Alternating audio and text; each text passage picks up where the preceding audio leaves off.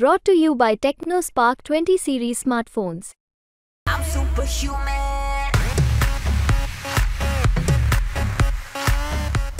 आमच्या जळगाव जिल्ह्यातील सगळे वरिष्ठ नेत्यांच्या सोबत आज आदरणीय पवार साहेबांनी बैठक घेतली.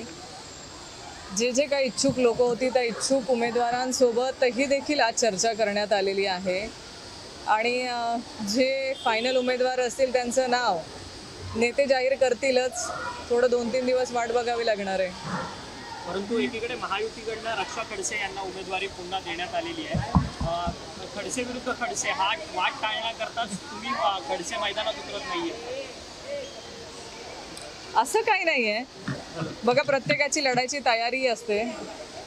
मी गेले 4.5 वर्ष झाले विधानसभेची तयारी करते. मुक्ताईनगर विधानसभेमधून मागच्या गेल्या 2019ला देखील लढले होते.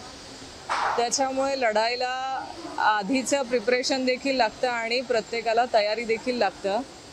आणि शेवटी बघा, पक्ष निर्णय घेत असतो. आम्ही कुणाला उमेदवारी द्यावी हे पक्षाचा निर्णय असतो आणि हे पक्षच ठरवतो की कुठला कॅन्डिडेट तिथे चांगल्या रीतीने लढू शकतो. म्हणून हा पक्षावरती सोडलेला निर्णय आहे शेवटी.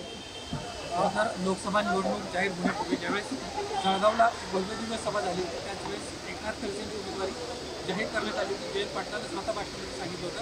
साधारणपणे 4-5 महिन्यांचा कालावधी झालेला आहे. असं असताना अचानक माघारी घेतल्यामुळे पुन्हा एकदा वेगवेगळ्या राजकीय वर्तुळात चर्चा सुरू झालेली आहे. सुनेला जिंकवून देण्यासाठी तर कुठेतरी हा प्रयत्न नाही ना, अशी देखील एक वेगळी चर्चा पाहायला मिळते. तसंही म्हणता येणार नाही. तुम्हाला प्रत्येकाला मागच्या वेळेसची कंडिशन म्हणजे 6 महिने आधी आणि आता नाथाभाऊंच्या तब्येतीमध्ये प्रचंड असा फरक आज रोजी आहे.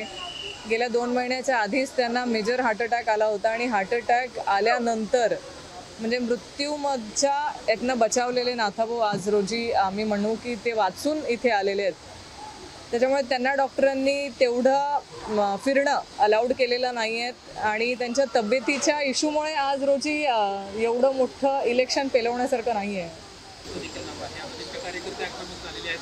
जर रामदास आठवलेंवर अन्याय होणार असेल तर आम्ही आगामी निवडणुकांमध्ये भाजपला त्यांचे भाजपसाठी एक इशारा केलेला आहे. आताच नव्यानं 2 घटक पक्ष त्यांच्यासोबत झालेले आहेत. कदाचित अशीच परिस्थिती या नवीन 2 घटक पक्षांवर आगामी काळात येऊ शकते. राजकारणात काहीही होऊ शकतं असं होईल. शेवटी बघा, कालचा तुम्ही प्रवेश बघितला असेल. ज्यांना वाटत होतं की आत्ता पवारसाहेबांकडे काही राहिलं नाही आहे, आत्ता जशा निवडणुका लागत आहेत प्रत्येकजण परतीच्या मार्गाला लागलं आहे. अजून विधानसभा यायची बाकी आहे. इथं फक्त लोकसभेचीच तयारी चालली आहे. विधानसभेला बरीचशी लोक स्वगृही परततील. शेवटी बघा, पक्ष आणि पक्षाची विचारधारा जिथे असते ना तिथेच लोकही मतदान करतात. कारण इथे मतदार लोक ही सगळी पक्षाच्या बाजूने आहेत. त्याच्यामुळे काहीही होऊ शकतं. तुम्हाला वेट अँड वॉच करावं लागेल. भाई, खड़से साहब ने बोला है कि वो खुद भी और आप भी चुनाव लोकसभा का नहीं लड़ेंगी क्योंकि उनकी तबीयत ठीक नहीं और आप विधानसभा की तैयारी आपकी कर रही है. तो फिर भी क्या आपने कहा कि पार्टी निर्णय लेगी? अगर पार्टी आपको फिर भी जबरदस्ती उतारती तो आप लड़ेगी क्या चुनाव? कोई किसी को ज़बरदस्ती नहीं करता है. पर मैंने ये भी पहले भी बोला है कि जयंत पाटिल साहब थोड़े टाइम के बाद आने वाले हैं ना, आप उनसे पूछ लो ना. नहीं, आपकी इच्छा है कि नहीं? मैं जवाब देने से अच्छा है ना आप जयंत पाटिल साहब से पूछ लो. वो अच्छी तरह से आपको जवाब दे सकते हैं कि रोहिणी खड़से लड़ना चाहती है, नहीं लड़ना चाहती है, उन्होंने अंदर क्या जवाब दिया वो सब जयंत पाटिल साहब अच्छी तरह से बात करेंगे. डिप्लोमेटिक में थोड़ा सस्पेंस है. तो सस्पेंस नहीं रखेंगे तो आप बाइट कैसे दिखाएंगे? मैं ऑफिशियल जयंत पाटिल साहब बात करेंगे यही बोल रही हूँ, क्योंकि प्रांत अध्यक्ष जब बात करेंगे तो वो ऑफिशियल होता है. आचारसंहिता उद्या जाहीर होते. लोकसभेच्या निवडणुका जाहीर होत आहेत. महाविकास आघाडी कशा पद्धतीने महाविकास आघाडीची या निवडणुकीमध्ये आपल्याला कामाची परिस्थिती जागा परिस्थिती पाहायला मिळते. सॉरी, काय म्हणतो उद्या? हां, निवडणूक आयोग आचारसंहिता जाहीर करते. काही दिवसानंतर निवडणुका होतील. महाविकास आघाडीची कशा पद्धतीची या ठिकाणी परिस्थिती आपल्याला पाहायला मिळते. आपण जिंकून येऊ याचा आम्हाला पूर्ण महाविकास आघाडीचे आमचे प्रत्येक कॅन्डिडेट निवडून येईल हा आम्हाला विश्वास आहे.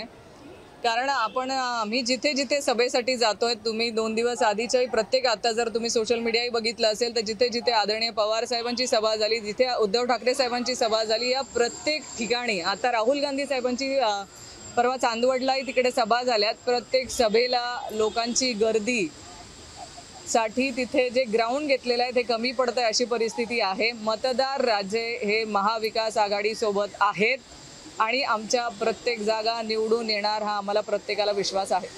उत्तर महाराष्ट्रात 8 लोकसभेपैकी महायुतीकडनं 6 उमेदवारांची घोषणा केलेली आहे. महाविकास आघाडीकडे अजून कुठली घोषणा झालेली नाही. वेळ आहे की मग अजून वेळ आहे. अजून काही उद्याच निवडणूक नाही आहे. आमच्याकडे लोकसभेला उमेदवारी मागणाऱ्यांची संख्या जास्त आहे. त्याच्यामुळे कुठल्या चांगला पर्याय आम्ही द्यावा याच्यामध्ये आम्ही वेळ घेतोय. कदाचित त्यांच्याकडे सिंगल पर्याय असावे म्हणून त्यांनी पटापट जाहीर केलेत. आमच्याकडे भरपूर पर्याय आहेत.